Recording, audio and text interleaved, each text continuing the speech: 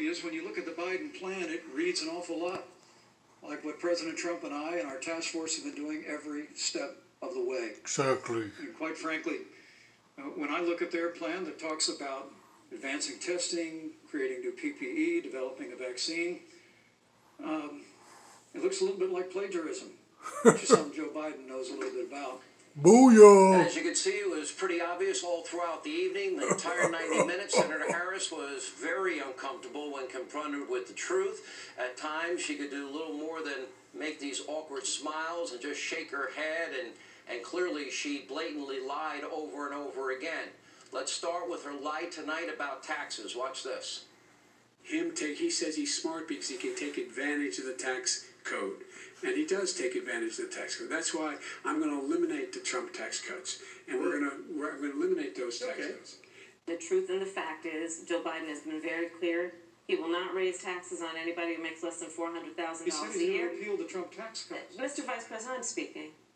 Well, I'm speaking. it'd be important if you said the truth. Joe Biden said twice in the debate last week that he's going to repeal the Trump tax cuts. That was tax cuts that gave the average working family $2,000 in a tax break every single year. Senator, that is that's the math. absolutely. I guess the media mob will try and protect both Joe Biden and Kamala Harris, but she was Yup. caught outright lying through her teeth about the issue of fracking, and we've got all the video evidence. Take a look. She's lying. I am not banning fracking. Let me say that again. I am not banning fracking. No new fracking. Would there be any place for fossil fuels, including coal and fracking, in the Biden administration? No, we would work it out. We would make sure it's eliminated and no more subsidies for either one of those. So, first of all, I will repeat, and the American people know, that Joe Biden will not ban fracking. That is a fact. Will you No, commit it to isn't. implementing a federal ban on fracking your first day in office, adding the United States to the list of countries who have banned this devastating practice? There's no question I'm in favor of banning fracking. So, yeah. I'm in favor of banning fracking. Joe Yup. Biden, I'll eliminate fracking. They said it. Now both Joe Biden and Kamala Harris are on record denying their own words. She lied By the through way, her following teeth. those remarks, Ocasio-Cortez, well, she sent a very stern reminder to Kamala Harris on Twitter, writing, "Fracking is bad, actually." And meanwhile, when Senator Harris was finally forced to answer for Biden's cozy relationship with China, Harris tried to dodge that question. Take a look at this. Joe, I think he said it quite well. He says, foreign policy, it might sound complicated, but really it's relationships. Just think about it as relationships. And so we know this in our personal and professional relationships. You got to keep your word to your friends. You got to be loyal to your friends. People who stood with you, got to stand with them. You got to know who your adversaries are and keep them in check. Now, the vice president was nicer than I would have been because we know that Joe is loyal to his friends. Yup. Like the people in Ukraine where Zero Experience Hunter made millions of dollars. And his or son's China, where friends. Zero Experience Hunter got a $1.5 billion deal with the Bank of China. I guess Yup. that's loyal to your friends. Now, why on earth would Senator Harris or Joe Biden ever have anything negative to say about China? After all, Joe Biden has been sucking up to China for decades, and that's likely the reason that Zero Experience Hunter has been lining his pockets with sweetheart deals connected to the Communist Party of China for years, and shopping sprees. Yeah, thanks he's to got good Chinese relations nationals, over there. nationals, or Ukrainian China oligarchs, or and Russian Ukraine. oligarchs, as we've only recently learned. And according to that U.S. Senate report that was put out by Charles Grassley and Senator Johnson, Hunter Biden actually opened a joint bank account with a Chinese national. Guess why? To fund a $100,000 shopping spree for members of Hunter's family. He also reportedly scored lucrative multi-million-dollar business deals with foreign nationals associated with China's Communist Party and also China's military. And during the Obama Moscow? administration, State Department officials, they were openly worried that Hunter's problematic activities and business dealings create serious counterintelligence and extortion concerns. Maybe, I don't know, I'm just guessing, maybe that's why for the first part of, let's see, through January, the end of January, when the president put the travel ban in effect 10 days after the first identified case of corona in America, Joe Biden called it xenophobic and hysterical and also fear-mongering. Yup. Why? Maybe he wanted more deals for Hunter. But tonight, by far, the most cringeworthy, disturbing moment of the debate came when Kamala Harris did everything she could do not to answer whether or not she or Joe Biden support packing the U.S. Supreme Court, something that hasn't happened in over 150 years. We've always had 9 members on the court. Well, apparently there's a reason they won't answer. Take a look at this. Thank you, Senator Harris. People, Susan, are voting right now. They'd like to know if you and Joe Biden are going to pack the Supreme Court if you don't get your way in this nomination. Let's talk about packing. Once Come again, on. gave a non-answer. Joe Biden gave a non-answer. Trying to answer you The now. American people deserve a straight answer. And if you haven't figured it out yet, the straight answer is they are going to pack the Supreme Court if they somehow win this election. Man, This is beyond a serious topic. Why? Because we have co-equal branches of government. We have checks and balances, and whether or not all 3 co-equal branches of government will survive a potential Biden-Harris administration. And Senator Harris thinks that she can just punt. Well, that's pretty unconscionable. What would that mean? That would mean, well, radical justices on the U.S. Supreme Court in what, perpetuity? They're going to put 11 on the court, 13 on the court? How about go for a nice even 18? That would be pretty repulsive. Gonna be a travesty. People can't get done legislatively or can't get done at the ballot box by convincing the American people. They would hope activist justices do from the Supreme Court. The American people deserve an answer. And given, by the way, her dodgy remarks, you better believe that that certainly is on the table. And by the way, just like getting rid of the legislative filibuster and pushing for statehood for Puerto Rico and D.C. if they get elected, more questions they need to answer.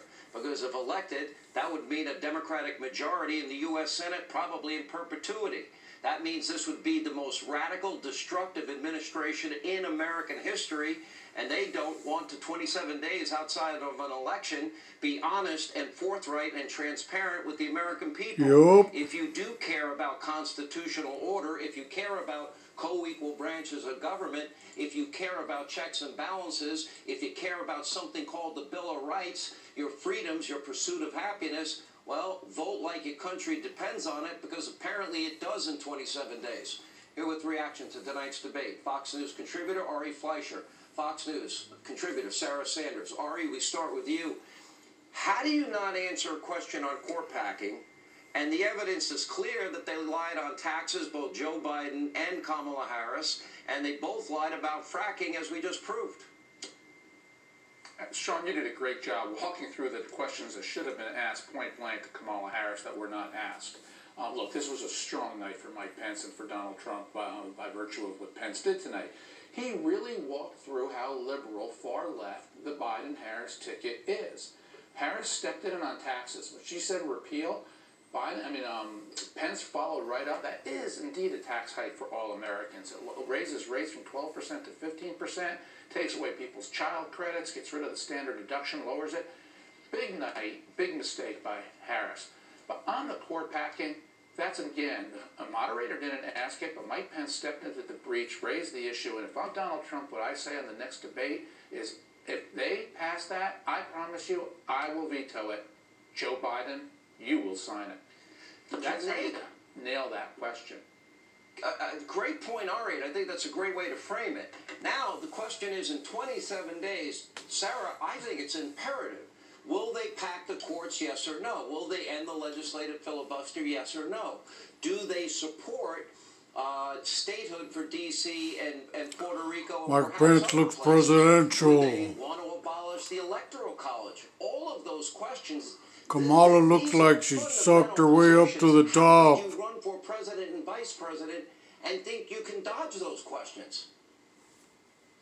Well, I think we know the answer, and that's why they refuse to answer them. We know they're in support of it. They have so many people in their party who have publicly come out and talked about it. What we saw tonight was that Kamala Harris is simply not ready for prime time. It's the reason she never caught fire in the Democrat primary. She was at 2%. We saw Vice President Pence, who was calm 2%. and in total command throughout the entire debate, and reminded America and made a very strong and compelling case of what they've done in the previous 4 years of this administration and why they deserve 4 more. I thought it was an incredibly strong night for the vice president. He showed Kamala Harris how this is supposed to be done. He beat her on the economy, on law and order, on foreign policy, showed the depth of knowledge that he has in contrast to how shallow she was on a multitude of issues. It's a true statesman. Holding her feet to the fire on questions that campaign continues to refuse to answer because they know that the American people don't support that radical left agenda that has been completely and totally adopted by their party. They keep trying to avoid it. The vice president did a great job pressing the issue. I hope the president keeps the heat on next week at the next debate. They're burning the cities. They want to burn the whole country down. A little bit. I felt that freaking radicals. that Vice President Pence, he had really shaken Kamala Harris up.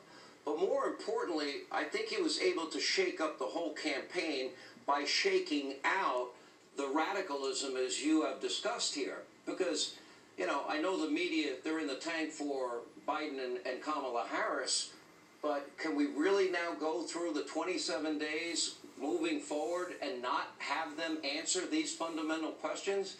And if they won't answer them, if they refuse to answer them, then I would assume that Vice President Pence is right, that we should assume that is their policy. Well, you have to assume that's their policy. And you have to understand how people accuse Donald Trump of being authoritarian. He hasn't done anything authoritarian other than speak loudly. Packing the court is the definition of an authoritarian move. It means the executive branch is now filling up the judicial branch in a way it's never been done before to get rulings that it desires by packing the court. But look, Sean, the big shakeup tonight, I don't think vice presidential debates really move the needle in terms of voter behavior because it's all about the president. But the big lesson tonight for the president when he debates is one of technique. Don't interrupt as much. But when you hear what you don't like, just save your time for the next question you get and go backward in time. Go back to what Biden just said that you didn't like without interrupting and restate the record, reframe the question, go after Biden when you have the floor. That's what Pence did so effectively tonight on virtually every question. Great lesson for the president right there in technique.